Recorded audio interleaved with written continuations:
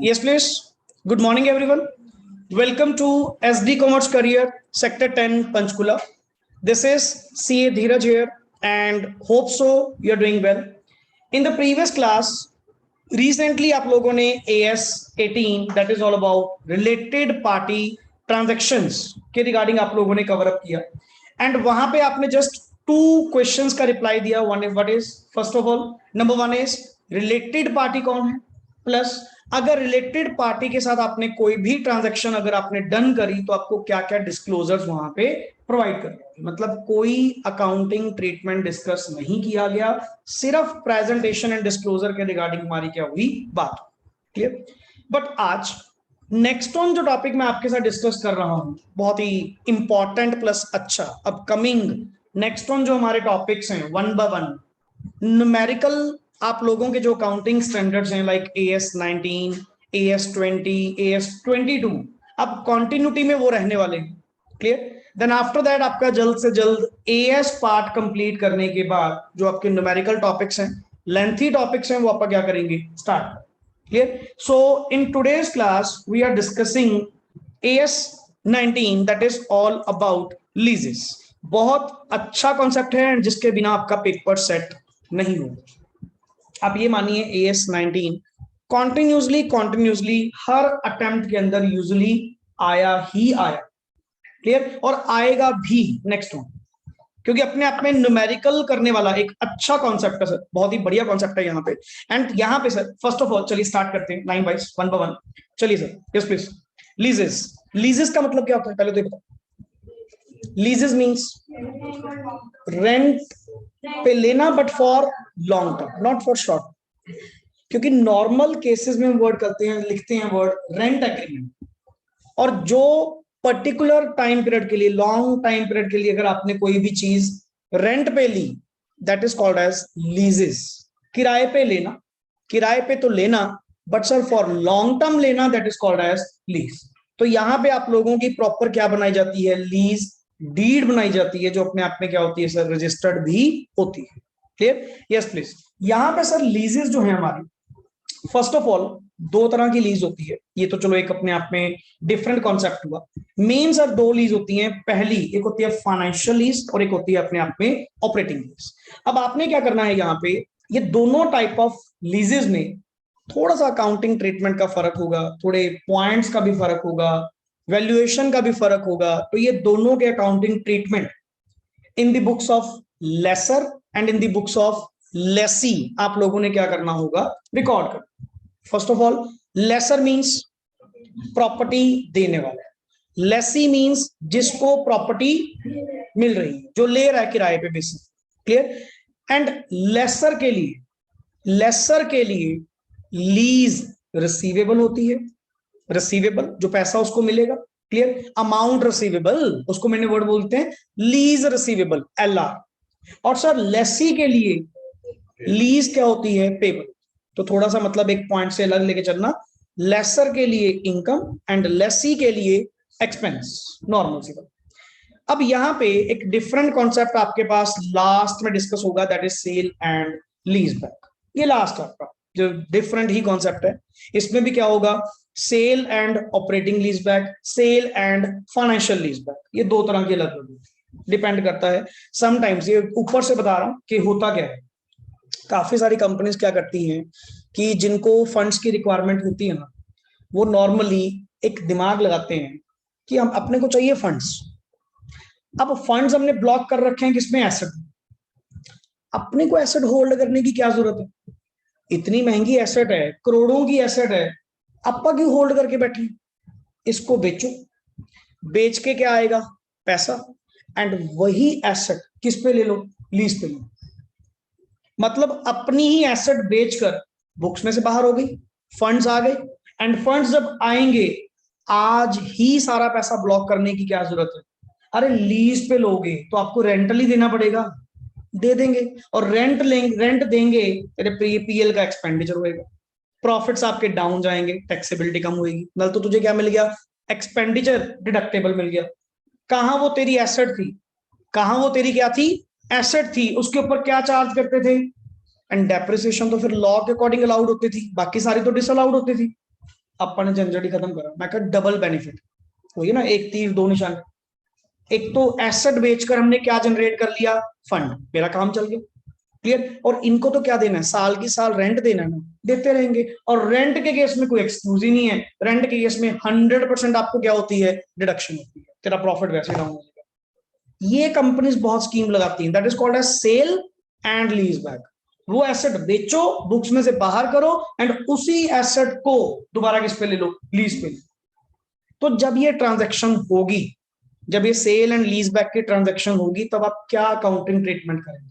देख, जो lease back होगी वो तो नॉर्मल चलना शुरू हो जाएगा, जो जो रेंट होगी। मेन इज व्हेन सेल करेंगे ऐसी एसेट, तो क्या ट्रीटमेंट होगा, this is the main concept. यहाँ पे है तकरीबन 9 to 10 या 8 to 10 केसेस, जो डिफरेंट डिफरेंट डायग्राम्स बनाकर हमने दी गई हैं।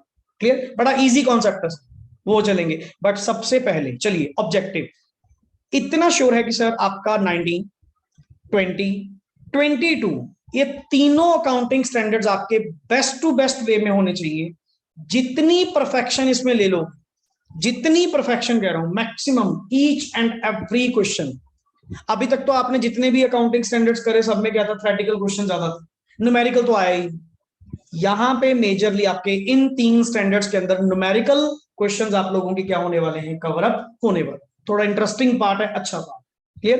Yes, objective, please. The standard, this standard prescribe the accounting treatment for leases in the books of lessee. मतलब सर आपको पहले ही क्लियर कर दिया कि मैं आप लोगों को यहाँ पे क्या सिखाने वाला हूँ, accounting treat. Presentation and disclosure नहीं, वो तो साथ में चलेगा चलेगा। जो अब तक आपने जितने अकाउंटिंग स्टैंडर्ड्स करे, काफी जगह सिर्फ और सिर्फ क्या थी, presentation and disclosure, accounting treatment तो था ही। बट ये प्रॉपरली आपको क्या बताकर जाएगा, accounting treatment. Yes, in the books of, किसकी बुक्स में, पहली बात एक तो sir lessee, and second is lessor. और मेन बुक्स हमने तो अपने क्लाइंट की बनानी, और हमारा client sir may be lessee हो सकता है, मे बी लेसन, देने वाला या लेने वाला। अब जिसने एसेट ली है, किराए पे ली है, that is called as lessee. Mostly तो ये होता है हमारे पास जो क्लाइंट्स हैं, जितनी भी प्रॉपर्टी उन्होंने ले रखी है, किस पे ले रखी है, लीज पे ले रखी है। अब अगर नॉर्मली मैं बात करूं, मेरा सर जो एग्रीमेंट इस बिल्डिंग का हुआ है, वो कौन सा है, लीज का। 3 साल की पक्के लीज पे दी हुई है। हाँ, वो आपके डिपेंड करता है, 3 साल, 5 साल, 10 साल, कितने साल की लीज करनी है, या 99 साल मैक्सिमम लीज। इसको वर्ड बोलते हैं पटे पे, हिंदी वर्ड है इसका, लीज को वर्ड बोलते हैं पटे पे। पटे पे जमीन लेना, क्लियर, जिसको वर्ड बोलते हैं पक्के पटे पे। तो लीज वर्ड ये होता है कि जब आपको कॉन्टिन्यूटी बेसिस पे कोई बिल्डिंग एंड लैंड या वॉटएवर जो भी, अच्छा लीज माइंस एंड ऑल किसी भी ले सकते हो आप लोग। बट ये स्कोप बताएगा कि AS 19 किसको कवर करना। मैं पहले क्लियर कर दूं कि मैं हर तरह की लीज को कवर नहीं करूंगा, मेरे स्कोप में जो आएंगी मैं उनको कवर करूंगा। आगे चलिए, and the appropriate accounting policies and disclosure, वही आगे ना सारा कुछ। मैं अकाउंटिंग ट्रीटमेंट भी बताऊंगा, प्लस एप्रोप्रिएट अकाउंटिंग डिस्क्लोजर क्या होंगे वो भी मैं आपको guide. Even in the books of lessee, in the books of lessor, for operating lease, financial lease, ये आपको वैसे ही लेंथी लग रहा है ना, एलिमेंट भी तो कितने डिस्कस करने। आगे चल, this standard is best example of substance over form. Sir substance over form क्या होता है पहले बताओ। Reality over legality, what it means. Reality में जो practical, for example, just example बताओ। यहाँ पे इन्होंने कहा this is the best example of substance over form, and यहाँ रादर देन किसको, legality. Why is it so, ये क्यों कहा सब्सटेंस ओवर फॉर्म, ये क्यों कहा यहाँ पे, मतलब नहीं ऐसी फ्रॉड नहीं। बिकॉज सर लेसर ने अपनी प्रॉपर्टी, लेसर ने नेचुरली फिक्स्ड एसेट ही लीज पे लोगे, करंट एसेट थोड़ी जाती है। क्लियर, वो तो सर प्लेज एंड ऑल दूसरे केस होते हैं जो भी है। यहां पे आपने अपनी फिक्स्ड एसेट लीज पे किसको दे दी, लेसी।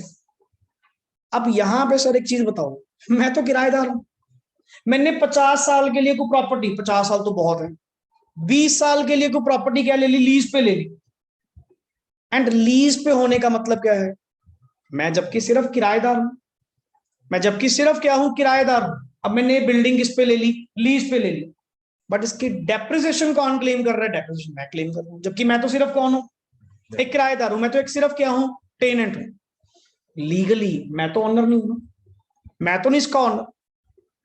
यहां पे सर सब्सटेंस ओवर फॉर्म क्या होता है, अप्लाई होता है कि जिस ऑनर ने major risk and rewards, significant risk and reward भी क्या कर दिए, साथ में लीज में दे दिए। दैट मीन्स जो एक ऑनरशिप के इंसिडेंटल रिस्क एंड रिवॉर्ड होते हैं, वो रिस्क एंड रिवॉर्ड भी आपको दे दिए कि जी बिल्डिंग आप देखो, हमें तो जस्ट इसका महीने के महीने आपने क्या देना है, किराया देना है। बाकी कुछ बिल्डिंग में हो या ना हो, रिस्क और रिवॉर्ड हो, आपका है। मैं कह सर फिर मैं कौन सा ऑनर हूं? कहते जी हमारे अकॉर्डिंग तो आप क्या हो, ऑनर हो।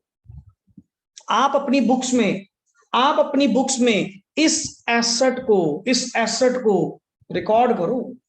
हाँ, थोड़ा नाम अलग लिख दो, एसेट ऑन लीज, थोड़ा हाईलाइट कर दो, बट सर ये आपकी बुक्स में ही क्या जाएगी, एसेट शो होगी। एंड आप ही इसके काइंड ऑफ क्या हो, ऑनर। आप ही इसके ऊपर क्या चार्ज करें, डेप्रिसिएशन चार्ज करें, मैं नहीं चार्ज करूंगा। बट ये डिपेंड करता है कि आपकी फाइनेंशियल लीज थी या ऑपरेटिंग लीज। अब डिफरेंस आएगा, क्योंकि ऑपरेटिंग लीज के अंदर बेशक एसेट आपने किराए पे दी है, still I am the owner, I would claim क्या करें, मैं ही क्या क्लेम करूंगा, डेप्रिसिएशन क्लेम करूंगा। जबकि आपने एक पॉइंट पढ़ा हुआ है कि डेप्रिसिएशन कौन क्लेम करेगा, who is the owner of the asset legally. Sir operating lease में तो आज भी रूल यही अप्लाई होता है। बट ये जो तेरी फाइनेंशियल लीज होती है, फाइनेंशियल लीज का मतलब ही क्या होता है, सिर्फ प्रॉपर्टी नहीं, major significant risk and rewards जो इंसिडेंटल टू ओनरशिप होते हैं, वो भी क्या कर दिए जाते हैं, ट्रांसफर कर दिए जाते हैं। कि भाई साहब कल्ला राइट टू यूज नहीं, वो तो तुम करोगे क्योंकि मैं किराए पे ले रहा हूं। प्लस जितने major risk and rewards incidental to ownership हैं, ये भी तुम्हारे होंगे, हमारे नहीं होंगे। अगर फाइनेंशियल लीज है, बेशक तुम ऑनर हो, बट सर मैं अपनी बुक्स में उसको क्या शो करूंगा, as an asset. And depreciation भी कौन क्लेम करेगा, मैं ही क्लेम करूंगा, क्योंकि सर मेजरली मेरे बिजनेस में वो यूज हो रही है ना। एंड अगर मेरे बिजनेस में यूज हो रही है तो मैचिंग कॉन्सेप्ट के अकॉर्डिंग अच्छा इनकम, तुम उस एसेट को यूज करके आप लोग क्या कर रहे हो, इनकम बुक करते जा रहे हो। क्या उसके मैचिंग एक्सपेंस नहीं बुक करोगे, क्या उसकी डेप्रिसिएशन क्लेम नहीं करोगे, जबकि एसेट तो आपके पास ही पड़ी है। तो इस पॉइंट को समझने के लिए सबसे पहले तुम्हें डिफरेंस क्लियर करना होगा कि financial lease and operating lease दोनों में फर्क है। चलिए वन बाय वन चलते हैं। Yes sir, irrespective of legal ownership, asset is recorded in the books of lessee when the lessee is controlling the probable FEB. FEB means future economic। अरे जब future economic benefits आपको मिल रहे हैं तो naturally depreciation तो भी आप ही charge करेंगे। Clear? Next is scope. Yes please. AS 19 is not applicable on, सब पहले क्लियर कर दिया, मैं इन पे एप्लीकेबल नहीं होता। सबसे पहले लीजेस ऑफ सिर्फ लैंड, जमीन, बिल्डिंग नहीं बोल रहा, जमीन। क्लियर? जैसे ये एग्रीकल्चर लैंड होती है, ये भी तो पक्के पट्टे पे जाती है, लीज पे जाती है, काफी साल, 5 साल 10 साल के लिए। तो लैंड के ऊपर मेरा कोई स्कोप नहीं है, लैंड पे तो वैसे ही डेप्रिसिएशन नहीं लगती, तो इनका तो कॉन्सेप्ट ही क्या लगेगा। Clear? Next is leases of rights for extraction of natural resources, because इनके केस में क्या लगते हैं, इंडस्ट्री रूल्स क्या होते हैं, अप्लाई। AS 19। अच्छा इसके भी होते हैं राइट टू यूज, कि हमारी वो वहां पे ऑयल एक्सट्रैक्शन लगी हुई है। एंड सर आपको पक्के मान लो 5 साल के लिए हमने क्या दे दिया, राइट दे दिया, 5 साल के लिए लीज दे दी हमने कि 5 साल जितना मर्जी वहां से आप अपना तेल निकालो, हमें कोई दिक्कत नहीं है। बट मंथली या आउटपुट बेस जो भी बनता है, आप हमें क्या पे आउट करते रहना, लीज रिसीवेबल्स जो हमारे बनते हैं, रेंटल जो हमारा बनता है, वो पे आउट करते रहना। बट सर AS 19 इसको कवर नहीं करेगा, बिकॉज यहाँ पे इंडस्ट्री रूल्स क्या होते हैं, apply. Next is leases of motion pictures, films, plays, जितने भी आप लोगों के होते हैं, patents, copyrights, as all these are क्या है, इनटेंजिबल एसेट। मतलब सर लीज लगता ही किस पे है, टेंजिबल में भी लैंड बाहर हो गई, और वो तेरे mineral oils and natural resources के एक्सट्रैक्शन के जो राइट्स हैं, उनको लीज करना उन पे वैसे ही एप्लीकेबल नहीं होता। क्लियर? चलिए डेफिनेशन सर सबसे पहले अच्छे से समझना. Yes, lease is, yes, Lease is an agreement which gives right to use an asset to lease. Lessee. to lessee. Normally एक चीज बताओ, किस बात का एग्रीमेंट है? किस बात का एग्रीमेंट है? कि सर हम दो पार्टीज लेसर एंड लेसी आपस में क्या कर रहे हैं, एक एग्रीमेंट कर रहे हैं. एंड इस एग्रीमेंट में क्या होगा? एग्रीमेंट क्या होगा? लेसर अपना राइट टू यूज किसको दे रहा है? लेसी. क्या फ्री में दे रहे हैं? For consideration. अच्छा, वो कंसिडरेशन जो है may be lump sum payment, may be series of payment. एक तो था लमसम, यार निपटा 10 साल का है ना, तू बता कितनी पेमेंट चाहिए, वन टाइम में ले लो. एक होता जी 10 साल के लिए ना, हम तो एनुअली एनुअली करके देंगे या मंथली मंथली करके देंगे. ठीक है सर, क्या लिखा हुआ है? For an agreed period of time और अ सिंगल पेमेंट और सीरीज ऑफ पेमेंट. वो डिपेंड करता है कि सर तुमने वो जो लीज डीड बनाई है वो कैसे बनाई है, series of payment, single payment या एग्रीड पीरियड ऑफ टाइम के लिए, कैसे भी आपने जो बनाया गया होगा, that depends upon your agreement. But इतना क्लियर है सर, उस अग्रीमेंट में आपको क्या मिल रहा है? Right to use the asset. मतलब सर लेसी को, जो नीचे डायग्राम भी बनी हुई है कि लेसी, ये कौन है लेसी और ये कौन पर्सन है? Lessor. Lessor means owner and lessee होता है सर टेनेंट. लेसर ने अपना right to use an asset, right to use an asset ये तो देगा ही देगा. देख साथ में क्या लिखा हुआ है? विद, और वर्ड क्या लिखा हुआ है? विदाउट. ये डिपेंड है. यही डिफरेंस है, यही डिफरेंस है फाइनेंशियल और. अगर तो विद रिस्क एंड रिवॉर्ड हुआ फाइनेंशियल, अगर विदाउट हुआ, समझ गए ना बात. एंड जनरली 99% जो लीजेस बनती हैं वो कौन सी बनती हैं? फाइनेंशियल. अरे ऑनर तो कभी आके खड़ते भी नहीं है. अब कल को लेटेड भी इस बिल्डिंग में कुछ भी होता है, उसका रिस्पॉन्सिबल मैं हूं सर, बिकॉज वहां पे लिखा हुआ है, लीज डीड पढ़ लेना, लीज डीड पढ़ लेना कि all the risk and rewards जो भी होंगे वो आपके होंगे, हमारे नहीं होंगे. मैं कल को कह दूं यहाँ पे ये खराब हो गया, जिसको ठीक करवा दो वो खराब हो गया, हमारा थोड़ी पार्ट है. हम तो बिल्डिंग आपको क्या कर चुके? सरेंडर कर चुके. अब आप देखो सर कैसे करना है कैसे नहीं. और बड़ी है, होना चाहिए, फाइनेंशियल लीज होनी चाहिए. तो रोज किराएदार जान खा लेंगे. किस बात के लिए? कोई भी चीज खराब हो गई, चलो जी ओनर को फोन कर दो, ये ठीक करवा दो, वो ठीक करवा दो. इसीलिए ना ऑनर स्टार्टिंग से ही पहले दिन बोल देते हैं जी ये पड़ी बिल्डिंग, जो करवाना है करवाओ, हमें कोई दिक्कत नहीं है. मंथली रेंट आपका क्या हो गया? फिक्स हो. क्लियर है? कल को इस बिल्डिंग में कुछ हो, कोई रिस्क एंड रिवॉर्ड हो, वो सारे किसके होंगे? आपके होंगे. वो डिपेंड करेगा सर आपका स्टार्टिंग से अग्रीमेंट क्या हुआ है विद द लेसर, दैट.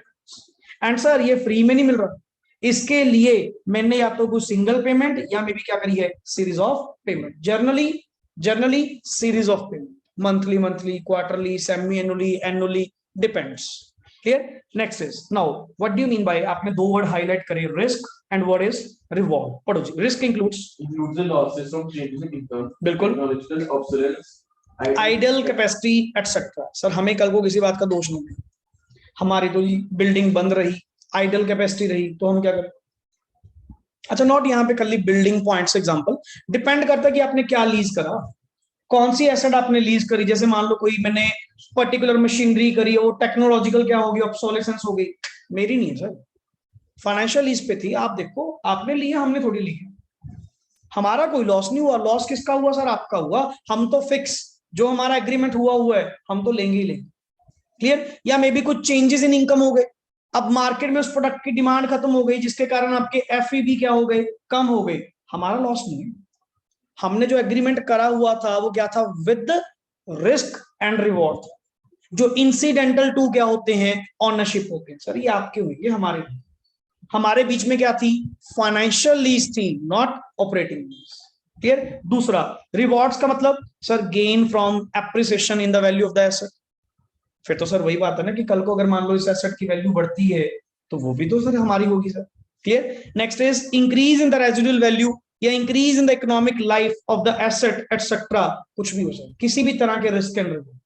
अगर विद रिस्क एंड रिवॉर्ड है तो financial lease, without risk and reward है तो operating lease. Clear? So one of this. Next is the classification of leases is based on risk and reward incidental to main चीज incidental to.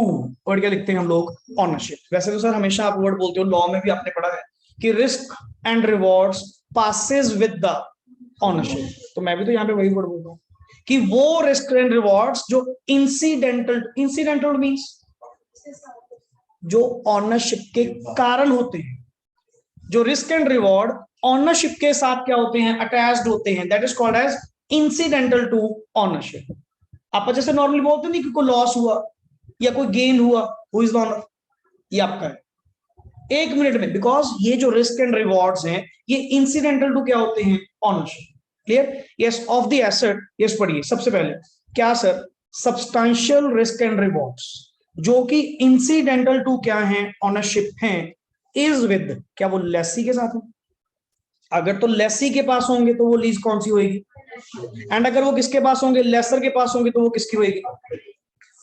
मतलब जैसे कहते हैं नहीं, कल को मशीनरी को कुछ मर्जी वैल्यू जो मर्जी डाउन जाए, कुछ हो, कोई रिस्क हो, रिवॉर्ड हो, सारे लेसर के हैं, मेरा नहीं है, लेसर के हैं। तो सर आपने ना ऑपरेटिंग लीज की, आपका फाइनेंशियल लीज, क्योंकि अगर फाइनेंशियल लीज होती तो उस केस में सारे रिस्क एंड रिवॉर्ड किसके होते, आपके। Clear? Next is in following situation, मतलब ये डिवाइडेशन, ये क्लासिफिकेशन किस वर्ड के ऊपर डिपेंड करती है, substantial risk and rewards. Substantial risk and rewards जो कि इंसिडेंटल टू ऑनरशिप है, वो किसके साथ, ये बताएगा कि वो ऑपरेटिंग लीज है या फाइनेंशियल लीज। Yes please.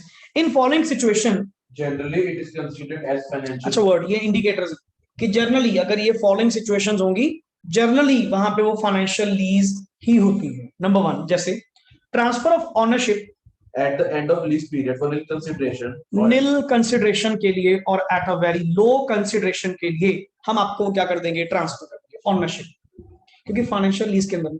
अब एक चीज बताओ, आपने एक पॉइंट तो पढ़ ही लिया, जहां पे मेजर रिस्क एंड रिवॉर्ड्स जो इंसिडेंटल टू ऑनरशिप है वो स्टार्टिंग से ही तेरे पास है। सर वो पर्सन तो ना, वो जो आपका लेसर है, लेसर तो वैसे भी अपनी कॉस्ट क्या कर चुका, पूरी कर चुका, कॉस्ट क्या, प्रॉफिट भी कमा चुका। अब एक चीज बताओ, एसेट उसको वापस करके करोगे क्या, वो तो पहले ही जो आपकी एसेट है वो तो डेट है। Date in the sense major life, main point financial के अंदर तीसरा पॉइंट नेक्स्ट आगे आएगा, ये निचला पढ़ना क्या लिखा हुआ है, lease period is almost, lease period is almost equal to the क्या है, economic life of the asset, that means cover major economic life of asset. एक चीज बताओ, जिस एसेट की लाइफ कितने साल थी, इकोनॉमिक लाइफ 5 साल, 4 साल आपने लीज पे ले, अब 1 साल के लिए क्या वापस करोगे? एंड ऐसा ही वो जो आपका लेसर है वो भी क्या कहेगा, आप ही रख लो जी, मैं क्या करूंगा इसका, इसको पहले लेकर आएंगे, इसके ऊपर रिपेयरिंग करवाएंगे, और आगे पता नहीं दिखेगी नहीं दिखेगी, वैसे भी लाइफ कितनी रहेगी, 1 साल तो रहेगी, 4 साल तो आपने वैसे ही कवर करनी, आपको जो देना है, नहीं भी देना रख लो, मैं तो पहले ही क्या कर चुका, कवर कर चुका, मैं तो पहले ही अपना रेंट कवर कर चुका। आप एक चीज नॉर्मली बताओ, अपन नॉर्मली वेडिंग्स के केस में अपन ड्रेसेस लेने जाते हैं, ड्रेसेस लेते हैं ना रेंट पे नॉर्मली, स्टार्टिंग में बिल्कुल फ्रेश ड्रेस ओपन हुई, कोई भी फ्रेश ड्रेस है, उसका किराया महंगा होगा सस्ता होगा, वाई, फ्रेश है। हमेशा उसकी कोशिश होती है दुकानदार की या एक लेसर की कि मैं जल्दी से जल्दी उसकी कॉस्ट क्या कर लूं, वो दो तीन बार में, 2 बार में मैक्सिमम अपनी कॉस्ट क्या कर लेगा, उस ड्रेस की पूरी कर लेगा। उसके बाद ड्रेस को क्या होना, थोड़ी बहुत रिपेयर माड़ी मोटी करवाने के बाद, सही करवाने के बाद जैसे मर्जी नेक्स्ट आगे, अब जिसको भी देगा नेक्स्ट आगे सारे क्या है, उसके बेनिफिट्स ही हैं।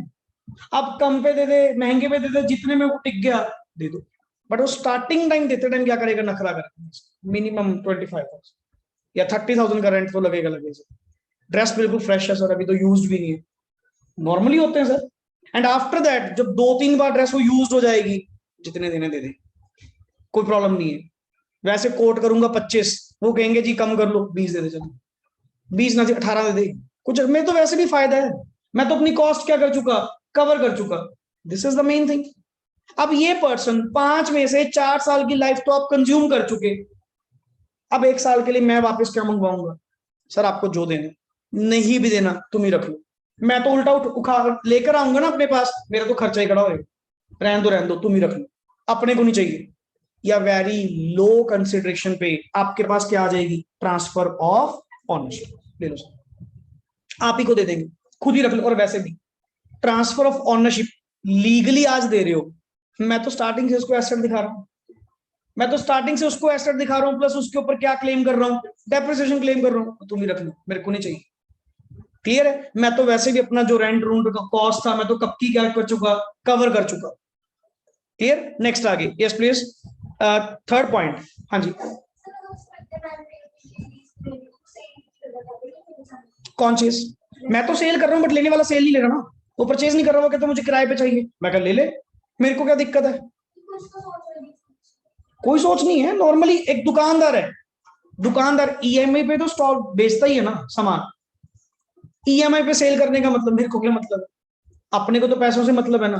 तुम चाहे इंस्टॉलमेंट्स में दो, चाहे तुम वन शॉट में दो, मैं तो अपना सामान बेचने के लिए बैठा हूं। मैं तो अपनी एसेट किस पे मैं तो सेल करने के लिए बैठा हूं, और प्लस लीज पे लेनी, लीज पे ले लो, हमें क्या दिक्कत है? हमें तो उल्टा बढ़िया है, लीज पे लोगे, चीज मेरी है, उल्टा रेंटल अच्छे मिलेंगे, रेंटल अच्छे मिलेंगे। कोई तुम कुछ कर लोगे क्या? कल को अगर मान लो इन बिटवीन, मान लो मैंने लीज टर्मिनेट करनी है, कर दे, एसेट तो स्टिल तेरी है। समझ रहे हो बात? तो अल्टीमेट सर आपका तो दोनों तरफ से ओपन है, लेसर को दिक्कत नहीं है। दिक्कत किसको है? लेसी को, कि मैं इतने फंड्स नहीं लगाना चाहता, मैं इतना पैसा क्यों लगाऊं। अब नॉर्मली, अब स्कीम की बात है, कैपिटल की बात है, अगर सिंपल हम बात करें, मन करता है कि सर अल्टीमेट आपका ये बिल्डिंग क्या कर ले, परचेज कर, ठीक है ना। अब बिल्डिंग परचेज करूंगा तकरीबन, हाइपोथेटिकली है, पहले तो सोचना मत, ये बड़ी माया था।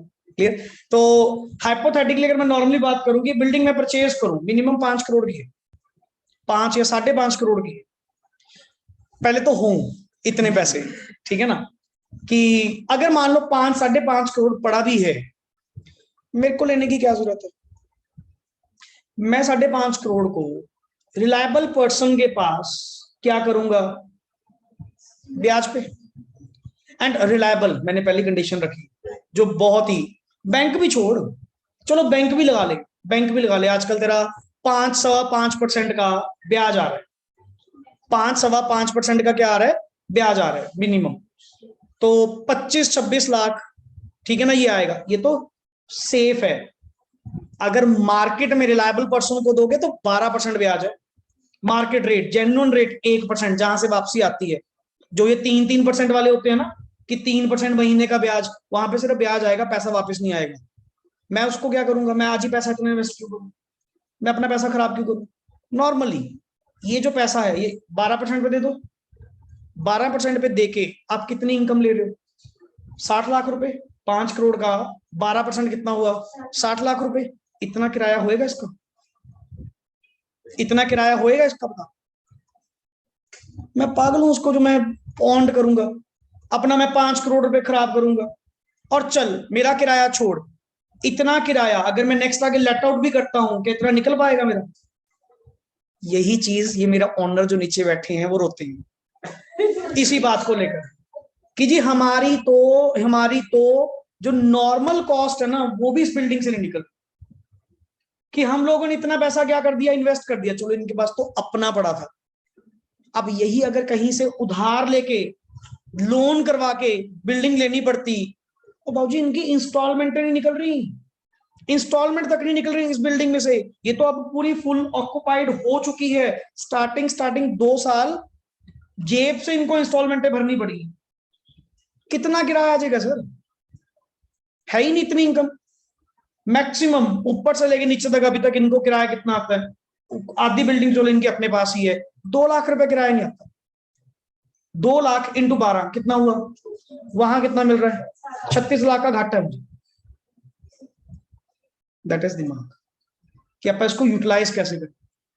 इसीलिए तुम्हारी वाली बात है कि कोई भी पर्सन फुल एसेट क्यों नहीं परचेज कर रहा, वो किराए पे क्यों ले रहा है? और समटाइम्स किराए पे लेना सस्ती पड़ती है रादर देन किस पे। बहुत लोग नॉर्मली कोई भी एसेट परचेज करनी है ना, किस पे लेते हैं? लोन पे लेते हैं। क्यों लेते हैं? पहली बात, मेरा जो कच्चे का पैसा है मैं शो तो कर नहीं सकता, वो तो चल रहा है किस पे? ब्याज पे। यार उधर से 12% आ रहा है, वही कैपिटल अगर मान लो कोई 50 लाख रुपए की एसेट भी है, मेरा 50 लाख रुपए ऑलरेडी किस पे चल रहा है? ब्याज पे चल रहा है। 12% मुझे मिलना ही मिलना है, रिलायबल अच्छे पर्सन के साथ लगाया हुआ है मैंने। क्लियर? वो मुझे मिलेगा मिलेगा। इधर से आपने जो एसेट लेनी है, 50 लाख की है, लोन करवा ले, कितना इंटरेस्ट होगा? 7%, 7.5%, 8%। फिर भी तुझे क्या है फायदा, फिर भी तुझे 4% का क्या है फायदा है। आप अपनी बाकी क्यों खराब करें, वाइट की क्यों खराब करें? लोन लो, लोन से अपनी भरते रहो इंस्टॉलमेंट्स, एंड उधर से तेरा मीटर 12% पे चली जा रहा है, तो उल्टा 4% में फायदे में। समझ गए ना? जिसके पास होती है कैपिटल, जिसके पास होती है माया, फिर अल्टीमेट ऐसे दिमाग चलता कि इसको कैसे यूटिलाइज करें, कैसे कहीं से फायदा निकालें। ये सारी थिंग्स हैं। हर पर्सन नहीं चाहेगा कि अपन आज ही सारा पैसा इन्वेस्ट करें, ठीक है ना? ये हर पर्सन की सोचना लगता है, इससे सस्ता तो हमें क्या पड़ता है, किराया पड़ता है, बढ़िया किराए पे रह लो, अपने को क्या दिक्कत है? कोई फिक्स, मैंने आज कहीं तो आज इसको परचेज करने के लिए 5 CR आज ही लगाना पड़ेगा, और बिल्डिंग पे क्या आएगी, डेप्रिसिएशन ही आएगी, खर्चे ही आएंगे। हाँ, इनको बस बेनिफिट पता क्या होता है, कैपिटल एप्रिसिएशन। मेन सबसे बड़ा बेनिफिट क्या होता है, कैपिटल एप्रिसिएशन, की जब ये सेल आउट होएगी ना फ्यूचर में, वो सारी कमी पेशी एक बार में निकाल। अब 4.5 का ये लिया, 4.5 का ये लिया, ये 6 के आसपास हुआ पड़ा, सीधी 1.5 करोड़ रुपए की क्या हुई, कैपिटल एप्रिसिएशन हुई। यहां पे इनके मन को हौसला हो जाता है थोड़ा सा भी, हाँ कुछ मिल रहा है। अदरवाइज रेकरिंग इनकम थोड़ी है, कोई रेकरिंग इनकम थोड़ी है कि बहुत ज्यादा रेंटल इनकम आ रही है सर, इतने रेंटल इनकम, उससे ज्यादा तो इनकी कॉस्ट पड़ रही है इसके ऊपर, अपॉर्चुनिटी कॉस्ट। अगर नॉर्मली बात करें अपॉर्चुनिटी कॉस्ट कितनी पड़ रही है, ये तो ठीक है जी, अपना बस एक पैसा इन्वेस्ट करके बैठे। ये सारे points clear? Yes, next is asset is of, Asset is of specialized nature, cannot be used by person other than the lessee। और सर वो पर्टिकुलर एसेट ही हमने आपके लिए बना के दी थी। अब आपके अलावा अगर हम उसको उठा के लेके भी आएंगे, वो किसी के काम ही नहीं आने। आप ही देख लो सर, आपकी काम आती हो, या कोई थोड़ा बहुत ले दे के सेटल होता है, तो आप ही ट्रांसफर ले लो, हमें क्या दिक्कत है? होती है सर, मान लो सपोज कोई बिल्डर है, उसका काम क्या है, रेंटेड प्लेसेस देना पक्के लीजेस पे। एंड काफी सारी मतलब कुछ ऑर्गेनाइजेशंस, कुछ इंस्टीट्यूशंस या बड़ी बड़ी एमएनसीज ऐसी होती हैं जो अपने कस्टमाइज्ड वे से बिल्डिंग चाहती है। बिल्डर कहता हूं बनाने को तैयार, मैं अपनी जमीन जो है बिल्डिंग बना के आपको देने को तैयार हूं, जो जो कस्टमाइजेशन आपने करवानी है करवा लो, बट मेरे साथ लीज एग्रीमेंट करो पक्का। हर पर्सन चाहता है कि मेरी जो बिल्डिंग, मेरी जो प्रॉपर्टी है फिक्स रहे। अरे वो अपने से काम नहीं होते, 11 महीने वाले रेंट एग्रीमेंट, आज कोई आ गया कल कोई आ गया। हर पर्सन चाहता है कि मेरा टेनेंट क्या हो, फिक्स हो। हम भी कहते हैं, हम यहाँ पे बैठे हैं अल्टीमेट किस बात के लिए, लॉन्ग टर्म काम करने के लिए। इसी बात के लिए वो क्या हो जाते हैं सर, हमारे ऑनर्स शांत हो जाते हैं कि अपा जी 4 साल रिलेशन में हैं, 4 साल में कभी कोई कमी आई, कभी कोई चेक बाउंस हुआ, कभी आपको किसी ने कुछ कहा, मतलब सर ये थोड़ा लॉन्ग टर्म वाले बंदे हैं, कोई दिक्कत नहीं है सर, बताओ कैसा तैयार करवा के दे। चलो हमें तो ये सारा रॉ मिला था टोटल। अब बहुत नेक्स्ट ऑन जो बिल्डिंग्स बनने लग गई, वो कैबिन्स एंड ऑल सब कुछ बना प्रिपेयर्ड। एंड अगर मान लो तुम्हें पता लगा कि वहां पे भी कैबिन्स बनने वाले हैं, मैं वहां पे गया, सर मेरे साथ कर लो, फर्स्ट फ्लोर या सेकंड फ्लोर सारी मेरी होगी, क्लियर, मेरे अकॉर्डिंग कस्टमाइज करवा दो। अब वो जो कस्टमाइज करवा के दिए वो स्पेशलाइज्ड नेचर की है, वो जल्दी जल्दी किसी और के काम ही नहीं आएगी। अब ये जो लेआउट है तुम यहाँ पे भी देख रहे हो, तुम्हें मतलब एक फीलिंग, नेक्स्ट ऑन ये कुर्सियां हटा दूं, सब कुछ हटा दूं, तुम्हें फिर भी ना एक इंस्टीट्यूट वाली लगाएगी जहां पे कोई क्लासेस लगती थी, कि लेआउट थोड़ी ऐसे बनी हुई है, कोई एक बड़ा रूम, एक छोटा रूम, कोई कैसे एक ऑफिस टाइप। ये जल्दी जल्दी नेक्स्ट ऑन किसी काम ही नहीं आएगा। अगर इसको काम में लेके आना है, इसको क्या करना पड़ेगा, चेंज करना, एंड मेजर चेंज करना पड़ेगा, सारा ही चेंज करना पड़ेगा। लेसर तो वैसे ही भागेगा, ऑनर क्यों, मैं क्यों खर्चा करूं, आप ही देख लो, आपके काम आती है, आप बैठ के निकाल लेते। ये चीज नेक्स्ट इज, या फिर वर्ड क्या लिखा हुआ है, unless major modifications are made, कि जब तक आप मेजर मॉडिफिकेशन करें, फिर मेरे तो काम की नहीं है ना भाई, हमने तो स्पेशलाइज्ड नेचर की आपके लिए ही तैयार करके दी। Next is present value, yes please। Present value of lease rentals with residual value is approximately equal to cost of तो मैं तो अपनी कॉस्ट पूरी कर चुका, मेरे लीज रेंटल्स की जो प्रेजेंट वैल्यू है प्लस विद रेजिडुअल वैल्यू जो होनी चाहिए थी ना, अप्रोक्सीमेटली इक्वल टू किसके बराबर है, कॉस्ट। मेरे को तो वैसे भी डर नहीं, अब जो लास्ट में मिलेगा अपने तो फायदा ही फायदा। समझ गए ना? तो ये जो कुछ इंडिकेशंस हैं, ये क्या इंडिकेट कर रही हैं आपको, कि जो लीज है ना आपकी, वो कौन सी लीज है, financial lease. Clear? Yes. What do you mean by एक वर्ड, मिनिमम लीज पेमेंट, इसको ना थोड़ा फील करना literally as a tenant. As a tenant और एज अ लैंडलॉर्ड, ये अलग अलग मीनिंग। अपन एक बिल्डिंग किराए पे ली हुई है, हमारे लिए minimum MLP, minimum lease payments क्या होंगे? सर मिनिमम लीज पेमेंट्स में कौन कौन आएगा, पढ़िए। सबसे पहले MLP are payment over the lease term, over the lease term जो मान लो 5 साल 10 साल जितने साल के लिए भी आप करोगे, plus bargain purchase offer price if it exist in the agreement, अगर लास्ट में हमने तय कर रखा है कि अगर मान लो ये आप बाद में लास्ट मोमेंट पे एंड ऑफ द लीज पे अगर आपको लेनी भी होगी तो लाख रुपए देना, ले लेना, तो वो भी तो मेरी ओर से पेमेंट ही है अगर एग्जिस्ट करती होगी। अगर ऐसा कुछ नहीं है तो ड्रॉप आउट, बाहर कर दो, कोई दिक्कत नहीं। क्लियर? ये तो दोनों तरफ है। देख सुन, ये तो कॉमन है। कॉमन का मतलब क्या हुआ? लेसी देगा, लेसर लेगा, ये तो कॉमन है। आगे from lessee point of view एक चीज एक्स्ट्रा और ऐड कर देना, जो उसने गारंटीड रेजिडुअल वैल्यू दी होगी, जो उसने गारंटी करी होगी कि जी मैं शर्त लगाता हूं या गारंटी देता हूं आपको, ये एसेट लीज पे लेने के बाद, खत्म होने के बाद भी ना 50,000 इसकी वैल्यू रहेगी ही रहेगी, नहीं रहती ना मेरे से ले लेना, मेरे से ले लेना, तो मेरी तो पेमेंट का पार्ट बनेगा, मेरे तो ऑब्लिगेशन का पार्ट बनेगा। क्या? ऊपर से स्टार्ट, पहला payment over the lease term, number 2 bargain purchase offer price if exist in the agreement, and क्या लिखा? Guaranteed residual value, guaranteed residual. मेरा तो सर ये देना बनता है, मेरा तो ये देना बनता है, लेसी है देना बनता है। क्लियर? अच्छा ये गारंटीड रेजिडुअल वैल्यू बाय मैंने गारंटी करी होगी या किसी ने मेरे बिहाफ पे अगर गारंटी करी होगी? अरे मेरा ऑब्लिगेशन है, मेरा तो ऑब्लिगेशन है ना, मुझे तो देना पड़ेगा ना, क्योंकि मैंने क्या की है? गारंटी की है। बट सर फ्रॉम द किसके पॉइंट ऑफ व्यू से? वो दो तो आएंगे। अच्छा ये पर्सन देगा किसको और ये लेगा क्या? Payment over the lease term plus bargain purchase offer price if exist in the agreement, add word क्या लिखा हुआ है? Guaranteed residual value, guaranteed residual value by किसने? अब 2 पॉइंट तो यही हुई जो इन्होंने गारंटी करी, जो इन्होंने गारंटी करी होगी कि हाँ सर उसने गारंटी करी, किसने में? क्या लेसी ने, या लेसी के बिहाफ पे मिलेगा ना, या इन्होंने नहीं करी, कोई इंडिपेंडेंट पार्टी कोई और ही फिर रहा था बीच में, कोई और ही पर्सन था, कहता सर इसके बाद भी ये जब अपनी लीज पे छोड़ेगा ना तब भी मैं गारंटी देता हूं आपकी प्रॉपर्टी की वैल्यू इतनी रहेगी, नहीं हुई मुझे दे देना, मैं आपको देने को तैयार हूं। तो इसके लिए तो रिसीवेबल है ना, ये तो सबसे लेने को तैयार है गारंटी, क्यों? मुझे तो बस पैसा मिलना चाहिए। मेनली पैसा किससे आएगा? मेनली पैसा किससे आएगा? लेसी से। बाकी लास्ट में किसी ने गारंटी करी होगी, मैं मिनिमम वर्ड बोल रहा हूं। मिनिमम का मतलब क्या हुआ सर? गारंटी वाला पार्ट जो मिलेगा ही मिलेगा। क्लियर? तो सर वो वाला पार्ट भी हम क्या कर देंगे? ऐड।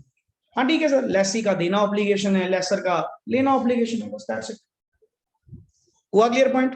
तो एमएलपी के अंदर क्या क्या कवर हो दोबारा बताओ sir? Payment over the lease term जो हम नॉर्मल देते हैं, plus bargain purchase offer price if exist in the agreement. And sir अगर आप लेसी के पॉइंट से बात कर रहे हैं तो गारंटेड रेजिडुअल वैल्यू जो गारंटेड बाय किसके द्वारा होगी? बाय द लेसी और by anybody on behalf of lessee. अगर सर लेसर के पॉइंट से है तो guaranteed residual value by lessee, by anybody on behalf of lessee और by independent party. This all consist of MLP जो मैं दूंगा और लेसर लेगा। क्लियर है? यस प्लीज आगे। MLP does not include the following: contingent rent, that is any rent contingent rent, that is any rent which is based on the percentage of sales based on inflation rate etc. ये होते हैं common, ये एक extra part है contingent rent. Contingent rent का मतलब क्या होता है? जैसे मान लो काफी जगह जब एग्रीमेंट होता है ना, जब लीज पे हमने देनी होती है, अब मेरे को पता है कि सर आप एक मल्टीनेशनल कंपनी खोलने वाले, आपको चाहिए बिल्डिंग यहाँ पे, मैं कहती बिल्डिंग तो मैं दे दूंगा, अब मेरे को पता है कि इनकी सेल बड़ी अच्छी है, ठीक है ना, इसके केस में मैं क्या करूंगा? फिक्स इतना कर लो जी, एंड प्लस जितनी तुम्हारी मंथली सेल हुआ करेगी उसका 2% में, उसका 5% मेरा। क्लियर? ये हम लोगों का रेंट क्या होएगा? डिसाइड, मतलब sale based. Contingent rent also, अच्छा कंटिंजेंट का मतलब मे और मे नॉट, जो वेरिएबल है ना सर, क्या पता। क्लियर? एंड बेसिकली ये कॉमन होते हैं, एग्रीमेंट्स ऐसे होते हैं जहां पे आप लोग फिक्स पार्ट भी देते हो प्लस वेरिएबल पार्ट भी देते हो, डिपेंडिंग ऑन सम परसेंटेज, जिसके ऊपर भी वो फिक्स करेंगे, एंड यूजुअली किसके ऊपर? सेल्स के ऊपर। तो सर ये एमएलपी के अंदर कवर नहीं होती, क्योंकि आपने मिनिमम वर्ड कहा था ना, मैं मिनिमम यहाँ पे कैसे डिसाइड कर लूंगा? ये तो डिपेंड करेगा हर साल की सेल्स के ऊपर, हर मंथ की सेल्स के ऊपर। तो इसीलिए सर एमएलपी में कंटिंजेंट रेंट को आप बाहर कर दीजिए, ये सर इसका पार्ट नहीं बनेगा। प्लस नेक्स्ट आगे क्या? मेंटेनेंस कॉस्ट, और अगर आपके कोई टैक्सेस होंगे सर, ये कभी भी जीएसटी, ये रेंट का पार्ट थोड़ी है, ये अलग से, ये एमएलपी के अंदर नहीं आएगा। ऐसे ही मेंटेनेंस कॉस्ट, ये बड़ी बड़ी जितनी भी तुम्हारे ये टावर्स, ट्रे टावर्स बने होते हैं जो रेंट पे देते हैं बिल्डिंग्स, इनका बिल कभी भी अगर आप देखें 3 पार्ट्स में स्प्लिट होकर आता है। रेंट पार्ट अलग, मेंटेनेंस पार्ट अलग, इलेक्ट्रिसिटी बिल अलग, और टैक्स अलग से। अकाउंटिंग इनकी ऐसी होती है। हम भी अगर ऐसे पर्सन की अकाउंटिंग करते हैं तो ये अलग अलग एलिमेंट्स होते हैं। ये सर रेंट के अंदर नहीं आते। कहीं आप सोचो जी लमसम रेंट के अंदर ही है, अच्छा कुछ होते हैं कि विद सब कुछ ही टोटल लमसम हम आपसे 15,000 लेंगे सने बिजली, with maintenance, with cost and all, जो कुछ भी होगा हमने आपसे 15,000 लेना। तो दैट डिपेंड्स सर कि आपका अग्रीमेंट उनके साथ क्या हुआ। बट जहां पे लॉन्ग टर्म होते हैं, जहां पे लीजेस होती हैं, या यूजुअली जितने एग्रीमेंट्स होते हैं, सब कुछ सेपरेट, सब कुछ अलग हो। नेक्स्ट इज, यस आगे बढ़िए जी, what is guaranteed residual value? अब आप कहोगे जी गारंटेड का मतलब क्या हुआ, क्योंकि बहुत कॉमन वर्ड चलेगा, GRV, UGRV. GRV means guaranteed, UGRV means unguaranteed residual value, and TRV means total residual value, which is equal to GRV plus UGRV। ये कॉमन वर्ड चलेंगे आप। जितना थोड़ा स्लो, हल्का सा चलेंगे ना स्टार्टिंग में, उतना अच्छा बेस आप लोगों का भरेगा। प्लस आप ये मानो कि ये टॉपिक्स आप लोगों के मेन प्राइम टॉपिक्स में बनने वाले हैं accounting standards. Clear? Yes, it is the guarantee given on the residual value of asset at the end of lease term, the value of lease must be minimum of this amount। Guaranteed का मतलब तो यही होता है कि जी ये end of lease term होने के बाद भी मिनिमम इतनी वैल्यू तो बचेगी ही बचेगी, यही कहते हो। फिर और गारंटेड का मतलब क्या हुआ? गारंटेड का मतलब क्या है कि सर आप जब ये लीज टर्म खत्म होएगी ना, मिनिमम ये वैल्यू तो आएगी ही आएगी, ये गारंटी है सर। आगे, if residual value of asset is less than guaranteed value, the lessee needs to pay the balance। आपने गारंटी कितने की दी थी? 50,000, एंड उस एसेट की वैल्यू, और तभी तुम फॉर्मूला नहीं बनाते, original cost minus residual value divide by क्या? Useful life. तुम डेप्रीशिएट ही किसको करते हो? रेजिड्यूल वैल्यू निकालने के, ताकि लास्ट मोमेंट पे इतनी रेजिड्यूल वैल्यू तो बचेगी बचेगी। तुमने फॉर्मूला में पहले क्या करा? ओरिजिनल कॉस्ट माइनस पहली बार कर दी। अब इसमें भी तो वही करूंगा। कहते जी आप गारंटी दे रहे हो किस बात की? कि at the last year, end of the lease term, guaranteed है इतनी वैल्यू तो बचेगी ही बचेगी, ना बची ना मेरे से ले ली। मैं गारंटी दे रहा हूं कि मिनिमम तेरी वैल्यू फिर भी 10 लाख की मशीनरी है ना, 50,000 की गारंटी दे रहा हूं, 50,000 की वैल्यू इसकी आएगी है। नहीं आती ना, जितना कम आएगा मैं देने को तैयार। That is guaranteed value. Guaranteed value जो किसने दी? लेसी ने, या anybody on behalf of the lessee. Next is, remember, only guaranteed residual value is part of MLP। बिल्कुल, not UGRV, not unguaranteed part. Unguaranteed part आपका कभी भी यहाँ पे पार्ट नहीं बनेगा। अरे मिनिमम वर्ड बोल रहा हूं, मैक्सिमम नहीं बोल रहा। मिनिमम का मतलब क्या होता है? जो मिलेगा ही मिलेगा। एंड मिलेगा कौन सा? जो अपने आप में क्या होगा? गारंटीड होगा। समझो थोड़ा सा उस पॉइंट कि मैं यूजीआरबी को लॉजिक्स लेके चलो, कि यूजीआरबी को क्यों नहीं लेकर चल रहे। मैं मिनिमम वर्ड बोल रहा हूं, मैक्सिमम थोड़ी बोल रहा हूं। मैक्सिमम कह लो, मैक्सिमम कह लो, यूजीआरबी क्या हो जाएगा? हाँ सर मैक्सिमम में तो आएगा। मिनिमम मींस जो सर्टेन है, मैक्सिमम थोड़ी सर्टेन होता है। आगे, yes, accounting treatment of financial lease from lessee point of view. Lessee, पहले लेसी की books. Yes, lessee means the person who obtains, जिसने उस एसेट को, उस राइट टू यूज को लिया है। वर्ड क्या लिखा हुआ है? With risk and rewards related to ownership, मतलब लीज। तो अब थोड़ा सा व्यू पॉइंट वैसा रखना। Clear? Yes, following journal entries are required normally. Sir सबसे पहले सिंपल सी assets on the date of lease, on the date of lease, जिस दिन आप ले रहे हैं, क्या एंट्री पास करोगे? मैंने आपको क्या कहा था? फाइनेंशियल लीज है, एसेट तो आप ही अपनी बुक्स में क्या करें? एंटर। तो एंट्री क्या पास करोगे? Asset on lease account debit to, word क्या लिखा हुआ है? But problem is that sir मैंने कौन सा आज ही सारी अमाउंट दी? मैंने कौन सा आज ही सारी अमाउंट दे दी, बट तुझे पता तो है, तुझे पता तो है कि एनुअली तुम लोगों ने कितना कितना लीज रेंटल क्या करना है, पे आउट करना है। बट सर वो तो फ्यूचर की वैल्यू, तो प्रेजेंट वैल्यू निकलती नहीं क्या? प्रेजेंट वैल्यू निकालनी तो आती है ना सर। वो सारे फ्यूचर रेंटल्स को खींचकर खींचकर किस पे लेके आओ, प्रेजेंट वैल्यू, वो that is cost, that is cost. और नीचे वर्ड देखो क्या लिखा हुआ है सर, अमाउंट क्या होगी, fair value of the asset. आज की डेट में, आज की डेट में प्रेजेंट में उस एसेट की फेयर वैल्यू कितनी है, और प्रेजेंट वैल्यू ऑफ किसकी, एमएलपी प्लस, वैसे भी सर एमएलपी के अंदर हमने जीआरपी इंक्लूड करी थी, विच एवर इज, उस वैल्यू पे इस एसेट को अपनी बुक्स में क्या करूंगा, रिकॉर्ड करूं। एंड नॉर्मल सेंस है, नॉर्मल सेंस आप नॉर्मल करके भी देख लेना, नेक्स्ट आगे क्वेश्चंस आपके पास आएंगे।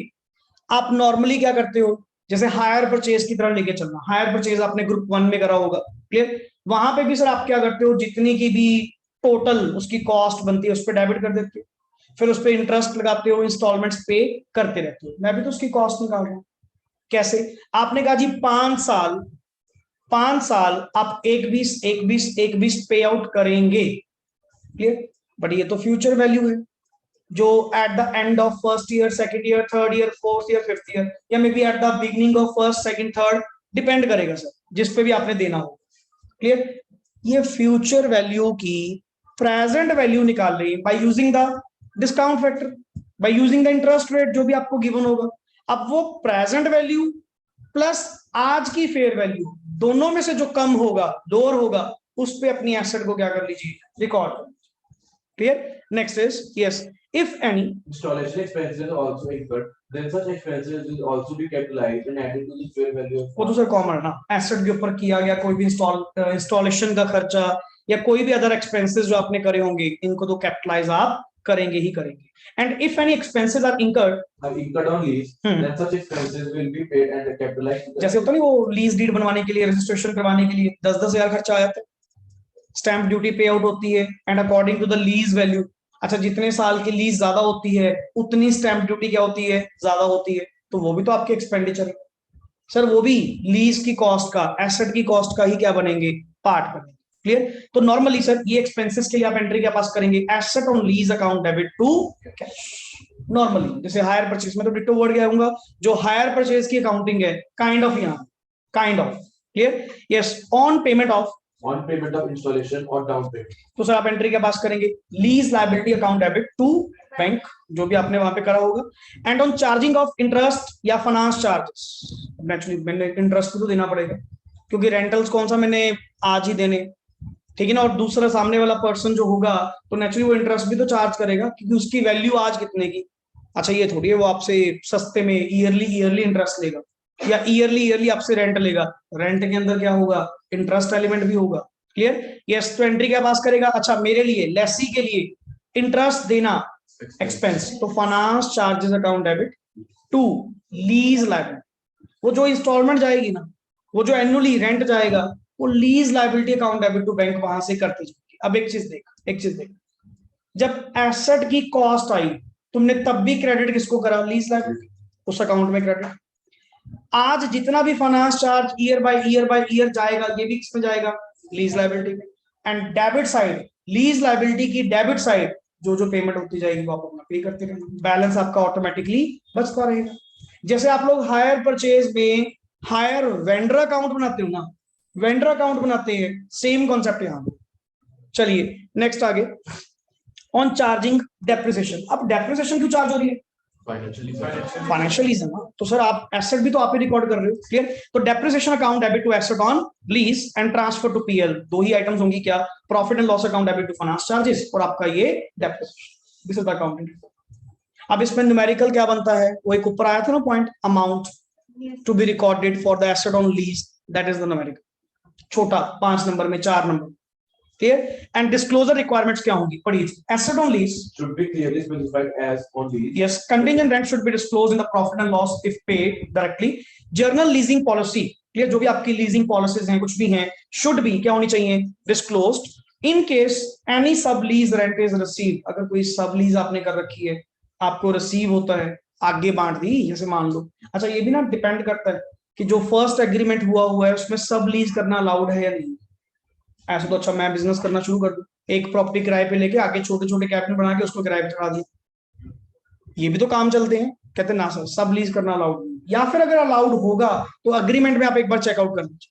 Next is in case sorry reconciliation statement, और एक ऐसे रिकंसिलेशन स्टेटमेंट आपको बना के देनी होती है 0 to 12 months, 12 to 60, beyond 60, lease rental कितना और उसकी प्रेजेंट वैल्यू कितनी है, एक रिकंसिलेशन आपको वहां पे बना के। Is that clear? So basically आज तो आपने जस्ट एक मीनिंग ड्रॉ करा। नेक्स्ट क्लास में लेसर की बुक्स पढ़ने के बाद सिंपल सा कॉन्सेप्ट है, कुछ न्यूमेरिकल्स इन बिटवीन आप लोगों के पास आते रहे। क्लियर? सो न्यूमेरिकल्स तो इन क्लास सारे वर्ड टू वर्ड जो इस नोटिंग का पार्ट है वो तो करेंगे ही करेंगे, एंड इन द लास्ट जो मैं क्वेश्चंस आपसे सॉल्व करवाऊंगा वो भी आप लोगों का क्लासरूम का पार्ट है। मतलब मेरी ओर से मैक्सिमम कोशिश है कि ईच एंड एवरी क्वेश्चन आपका यही क्लासरूम में ही पार्ट बन जाए। Is that clear? ओके जी, so thanks a lot and next on topic from the lesser point of view, and तकरीबन सर ये 2-3 लेक्चर्स का हमारा काम है, कोई जल्दी तो नहीं है हमें। क्लियर? वन बाय वन इस टॉपिक को कंटेन करेंगे, बट इफेक्टिवली आपका ये अकाउंटिंग स्टैंडर्ड होना चाहिए। Is that clear? ओके जी, थैंक्स लॉट।